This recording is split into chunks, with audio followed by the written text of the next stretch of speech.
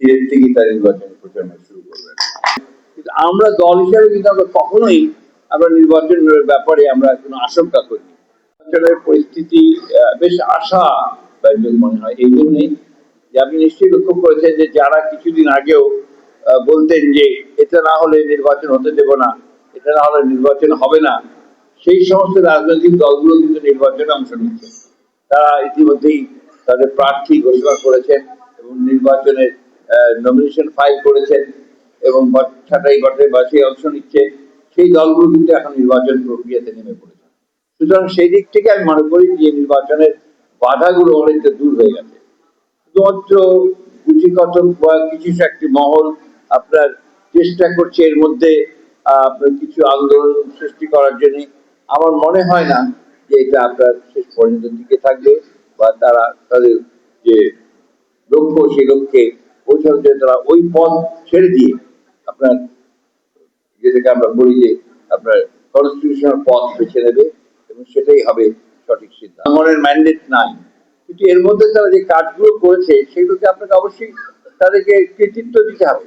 তারা ইতিমধ্যেই সনদের আপনার সংস্কারের ব্যাপারে যে কাজগুলো করেছে, এই কাজগুলো বাংলাদেশের জাতীয় জীবনে নিঃসন্দেহে আপনার অত্যন্ত ইতিবাচক ভূমিকা রাখবে এবং আমরা বিশ্বাস করি যে সংস্কারগুলোতে আমরা রাজনৈতিক দলগুলো প্রায় সবাই একমত হয়েছে। সেই সংস্কারগুলো হলে আমাদের রাজনৈতিক যে কাঠামোতে একটা গুণগত পরিবর্তন আসবে, এটা অবশ্যই আসবে। না, আমরা প্রথম থেকে বলে আসছি, নিশ্চয়ই আপনারা লক্ষ্য করেছেন, আমরা কিন্তু নির্বাচন নিয়ে আমাদের খুব বেশি আশঙ্কা কখনো ছিল না। আপনার মিডিয়ারা কিছু কিছু আশঙ্কার কথা বলেন, অন্যান্য ভাবে অন্যান্য আমাদের যারা আছেন টকশো যারা করেন তারাও বলেন, কিন্তু আমরা দল হিসাবে কিন্তু আমরা কখনোই আমরা নির্বাচনের ব্যাপারে আমরা কোনো আশঙ্কা করি।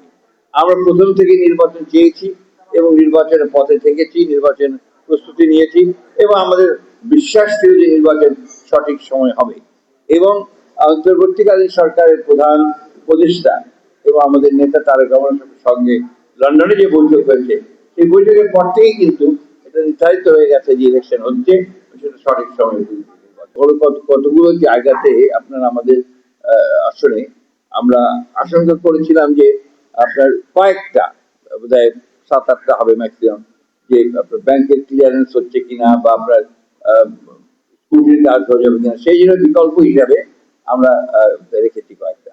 সেটা আপনার সমস্যা হবে না। আমরা আশা করি যে এবারও আমাদের দেশনেত্রী বেগম খালেদা জিয়া যেভাবে সিলেট থেকেই তার নির্বাচনী প্রচারণা শুরু করতেন, আমাদের এখন ভারপ্রাপ্ত চেয়ারম্যান, কিন্তু আমার মনে হয় যে আমরা 2-1 দিনের মধ্যেই তাকে আমরা চেয়ারম্যান করতে পারবো, কারণ অলরেডি আমাদের যেহেতু আমাদের চেয়ারম্যান দেশনেত্রী বেগম খালেদা জিয়া আমাদের ছেড়ে চলে গেছেন, সেই জায়গায় অবশ্যই আমাদেরকে পূরণ করতে হবে।